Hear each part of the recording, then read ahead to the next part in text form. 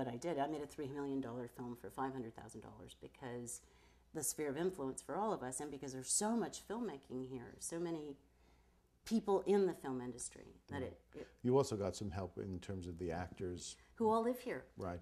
And everyone working, wanted to work at home. You know, for scale or yeah. And David set the tone. You know, when Strathairn, when he was nominated for his Academy Award, he went to the agents and he said, "I'm taking whatever they're offering me, and I want a favored nations clause in it, which means nobody else can get better than him." So we offered him scale, and he took it. And okay, ultra low budget. Well, you know, but I think that also, you know, says something about actors who are willing to, you know, work in projects for scale because it's a good project. Right, and it's good for them too if it works out.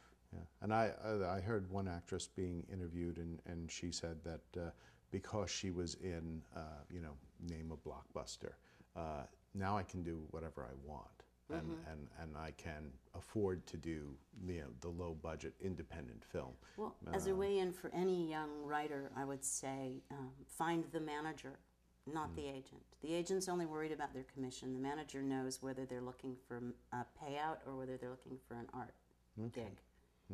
And if you find them when they're not needing money, and you send them a script that's a role that they're never going to get within the system, they'll do it for no money. Okay, well that's good advice to the independent filmmakers out there. Now let's, you know, I understand you brought something to read for us. Oh well, I don't think I think we're wrapping up. No, Are you sure? Yeah. I've got like 10 minutes left. Okay. Well, I'm writing now. This is very odd.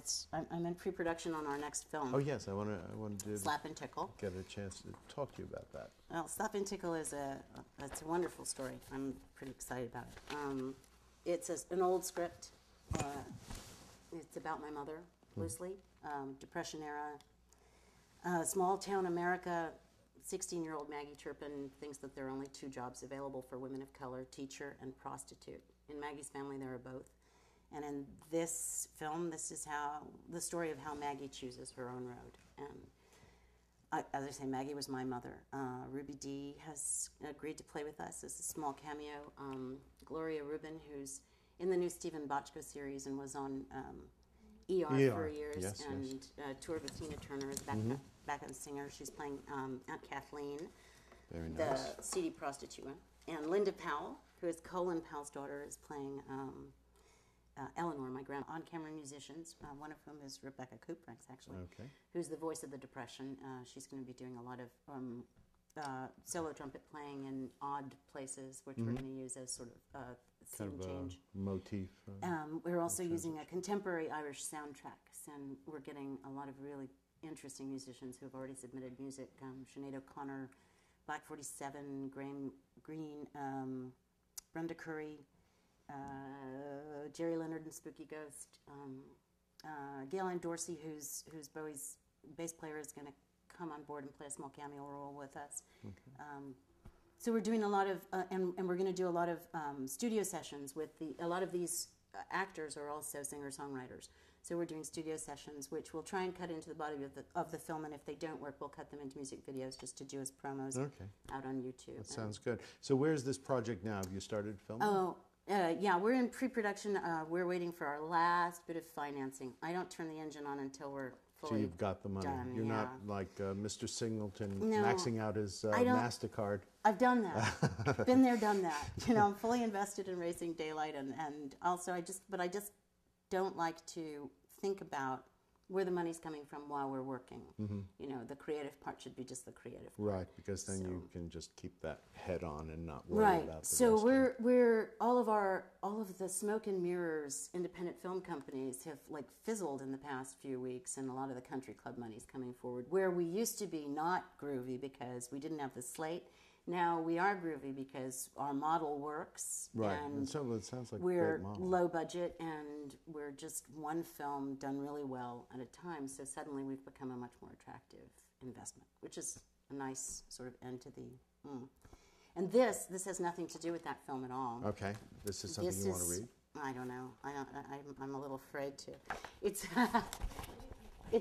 it's a post-apocalyptic feminist fairy tale that has popped out in the past month and a half called Dora the Goldstone Girl. And gosh, I don't know. It's narrative. It's a young adult novel. I'm entering it into a competition. I enter everything.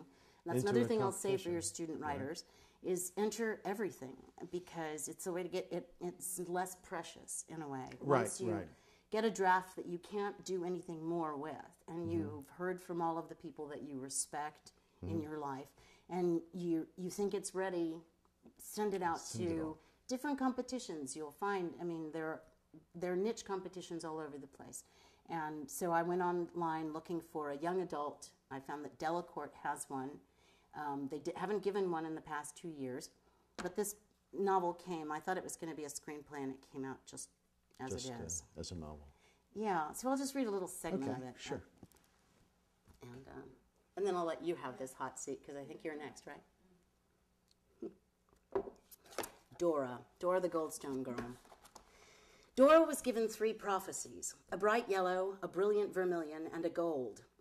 She'd been born at the small cottage beside the pond, or so her mama Dee Dee and her papa Bubba put on the official record.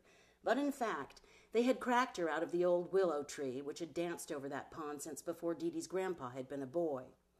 It had been a sunny day after a month of rain, and Dee Dee didn't have no dryer, as she would say when recounting the tale for Dora after many Mai Tais. She'd been hanging Bubba's wet T-shirts, watching the dew melt off the meadow into fog, remembering how her grandpa always said, "Magic happens in the mist." And that's when she'd heard it the first time. A soft mewling, like a kitten looking for a teat and some milk. It was back behind her, down the gentle slope of grass to the pond. There it was again, that sound tugging at her insides.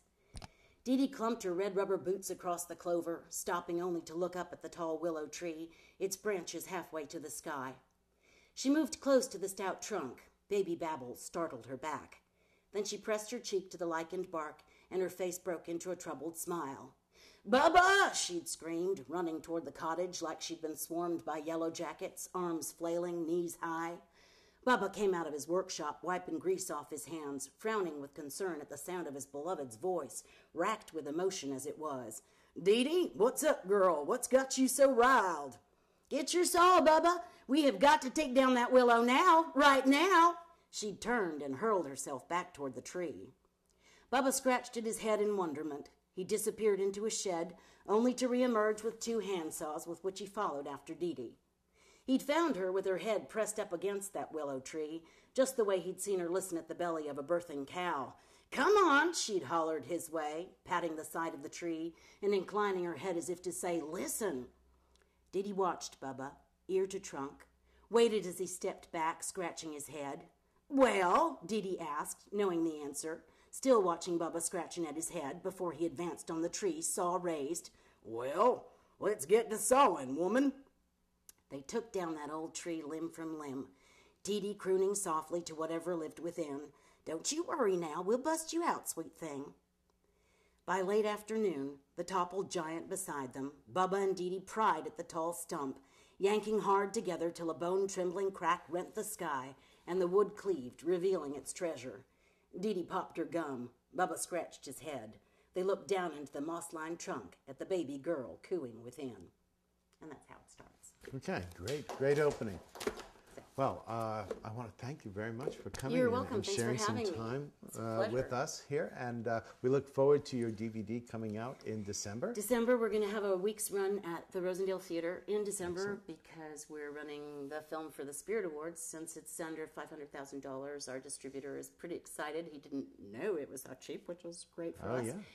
Means it's eligible for the John Cassavetes Award, which Excellent. means they've never had a film at the Spirit Awards in the John Cassavetes with stars. So we're hopeful that we'll at least get a nomination. Okay, well, that sounds very good, and we wish you a lot of luck in your projects. Thank you. All right, take care, and join us next time on Creative Minds.